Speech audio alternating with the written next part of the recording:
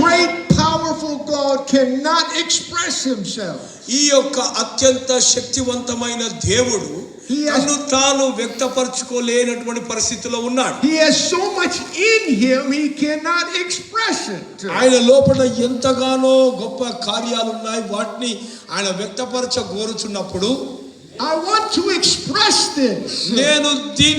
నేను వ్యక్తపరచాలి అంటున్నాడు. And there's only one way he was going to be able to express it. అయితే ఈ కార్యాలన్నిటిని కూడా వ్యక్తపరచడానికి ఒకే ఒక్క మార్గం ఉన్నది. He needed a preacher that would understand.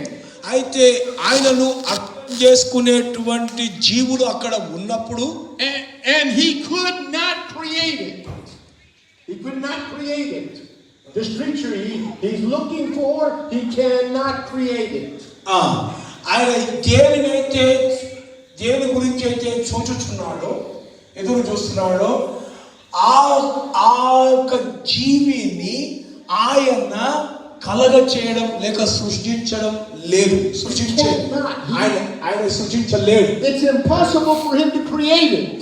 అయితే ఈ కార్యాలను వ్యక్తపరచడానికి ఒక జీవి ద్వారా వ్యక్తపరచాలనుకున్నప్పుడు ఏ జీవిని కూడా ఆయన కలగ చేయలేకపోయాడు, చేయలేడు. This creature has to evolve. అయితే ఈ యొక్క జీవి ఏదైతే ఉంటుందో అవన్నీ కూడా ఆ జీవి ఆ వ్యక్తపరచాలి. ఆ వ్యక్తి లేక ఆ ప్రాణి, ఆ వ్యక్తి, ఆ స్పీసీ, అది ఏదైతే ఉన్నదో క్రియేచర్, జీవము, ఆ సృష్టము, అది ఏం చేయాలంటే ఆ గుణ లక్షణాలన్నింటినీ కూడా వ్యక్తపరచగలగాలి.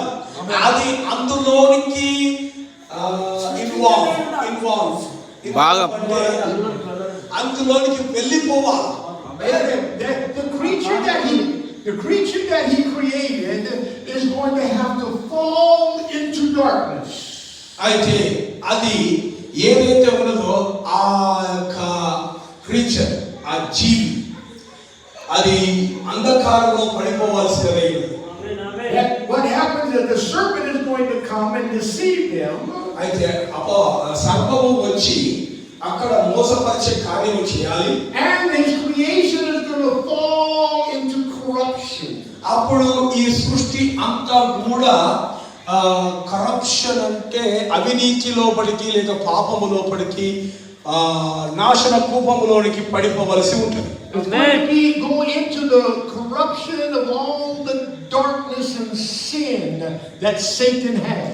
అయితే అప్పుడు ఆ యొక్క సృష్టి మొత్తము కూడా ఆ అంధకారంలోనికి